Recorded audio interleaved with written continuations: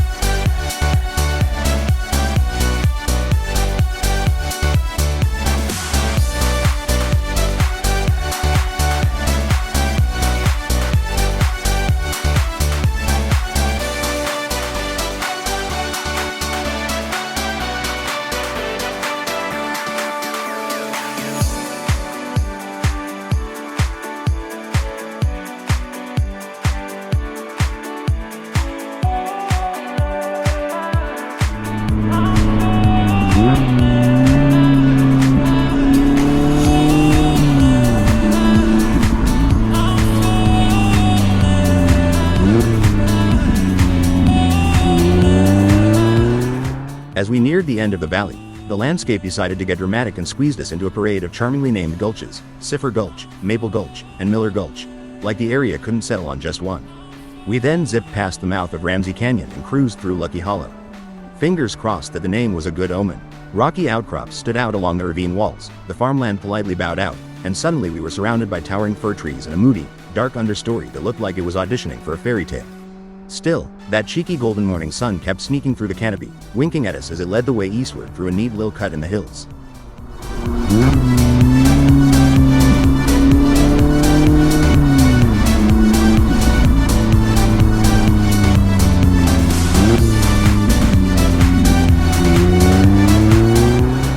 Suddenly, we burst out of the tree tunnel like we'd been spat out by the forest, emerging into a sunny high meadow. Sweeping right, southbound now, we zipped across the open grass, then rolled up and over some gentle, lumpy hill country before dipping briefly into the Sam's Valley area. In literally minutes, we'd gone from a confined, shady, wooded ravine to wide open plains that stretched forever. Talk about a plot twist with zero warning. From there, we looped upstream alongside the Rogue River until we picked up the north end of Crowfoot Road, ready for whatever mischief it had in store.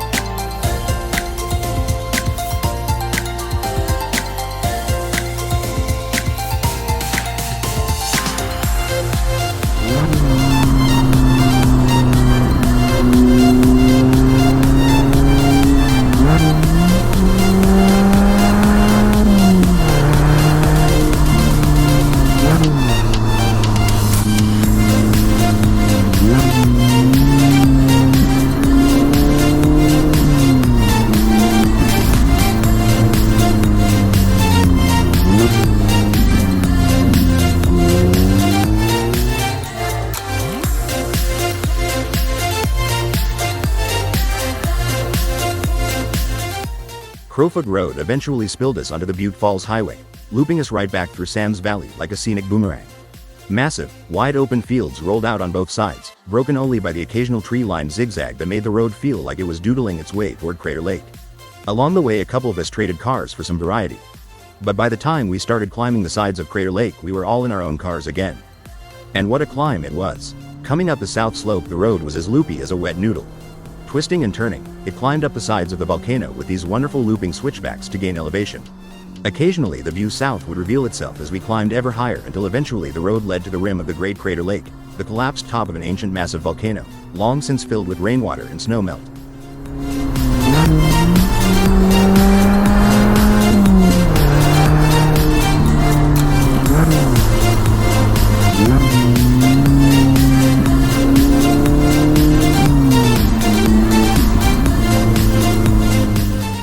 The view over Crater Lake never gets old. It's still a jaw-dropper every single time. This wasn't my first trip to the top of the old mountain, but somehow it manages to be just as beautiful and enjoyable as if it were. The weather showed up on its best behavior too, not hot, not cold, just that why can't it always be like this? Having arrived in the early afternoon, we split up to find parking, every man for himself, and then regrouped on foot and made a beeline for the main lodge. We were hungry, figuring we'd treat ourselves to a special occasion and dine in elegance with a view. We were all pleasantly surprised by very reasonable fares for lunch in the historic lodge. A worthwhile upgrade over the cafe's snacks at the visitor center.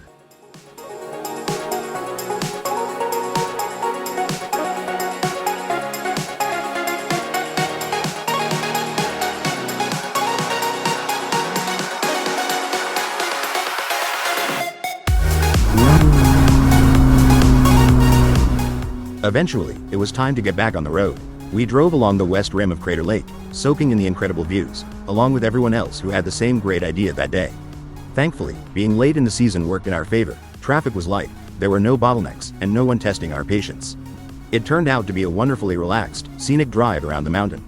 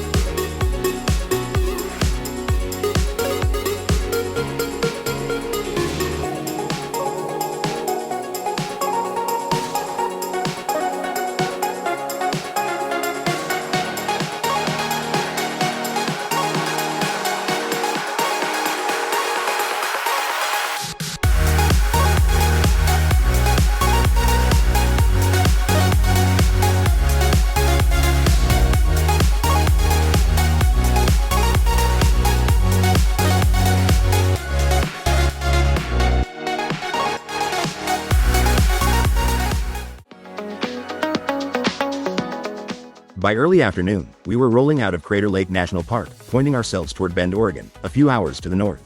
Rather than rush it, we opted for the scenic route around the west side of Mount Bachelor, because why not make a good drive even better? The road unfolded in big sweeping curves through a rolling tree-covered volcanic landscape. Young lake beds flickered past between the trees, while the occasional crumbled edge of an old lava flow appeared along the roadside.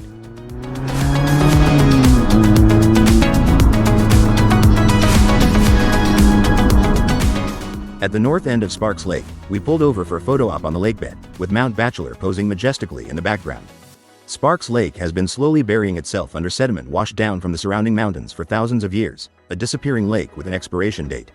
But not today. Today, it was simply a beautiful open plain at the foot of the mountain, and we were more than happy to catch it while it was still showing up for photos.